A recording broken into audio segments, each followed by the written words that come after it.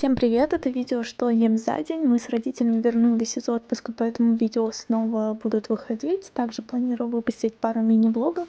Пока подписывайтесь на мой инстаграм, там уже есть записи и фото оттуда.